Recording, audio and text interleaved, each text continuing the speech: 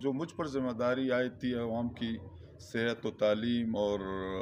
بجلی روڈ کے حوالے سے، میں کوشش کر رہا ہوں کہ اپنے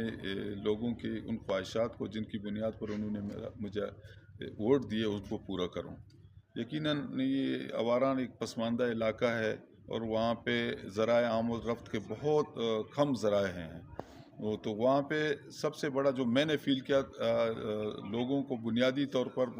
مشکلات تھیں وہ یہ تھی کہ بیمار ہمارے ہمیشہ کراچی لے جائے جاتے تھے، لیکن ایمبولینسز نہ ہونے کی وجہ سے دور دراز علاقے کے اکثر مریض جو ہے نا رستے میں یا تو فوت ہو جاتے تھے یا ان تک یہ رسائی نہیں تھی۔ تو میں نے سوچا کہ کیوں نہ لوگوں کی بنیادی سہولت کے لیے ایسے اقدام کیے جائیں جس سے لوگوں کو تمام لوگوں کو، چاہے میرے مخالف ہیں یا میرے ہمدرد ہیں یا میرے ووٹر ہیں، نہیں لیکن علاقے کے ہیں، سب کو یکساں یہ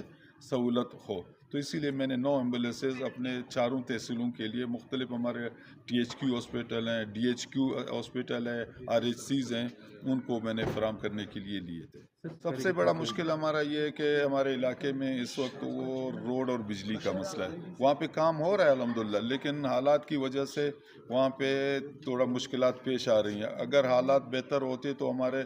بجلی کے کام بہت پہلے ہو چکے ہوتے۔ اب ہمارے ہاں حالات کی وجہ سے ایک علاقہ ہے جہاں 30 کلومیٹر کا، وہاں پہ ہمارا نیشنل گریڈ اسٹیشن سے جو کنیکشن ہے وہ رکا ہوا ہے۔ اور دوسرا ہمارا جو روڈ ہے وہ بھی حالات کی وجہ سے آئے دن مشینری جلائے جاتے ہیں جس سے نقصان لامحالہ عوام کا ہوتا ہے۔ اس کی وجہ یہ ہے کہ اگر ہم یہ روڈ ہوتے تو ہمارے لوگ بہت آسانی سے ملک کے دیگر حصوں میں جا کے اپنا کام کر سکتے تھے، اپنا ذرائع آمد رفت کے جو کاروباری لوگ ہیں ان کو بھی فائدہ ہوتا تھا، زمینداروں کو بھی فائدہ ہوتا تھا۔ تو روڈ نہ ہونے کی وجہ سے ہمیں بہت سارے مشکلات ہیں۔ مجھے امید ہے حکومت اس پہ سنجیدہ ہے، ہم بھی سنجیدہ ہیں، ہم ایک نہ ایک دن اپنے روڈ بھی بنائیں گے، بجلی بھی کے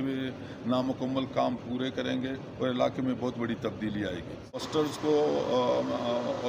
کو ہم نے سولرائزیشن پر لے جانے کے لیے بھی کافی پیسے دیے ہیں، تو تقریباً 40 کروڑ کے قریب میرے اسکیمات ہیں صرف ہیلتھ سے متعلق۔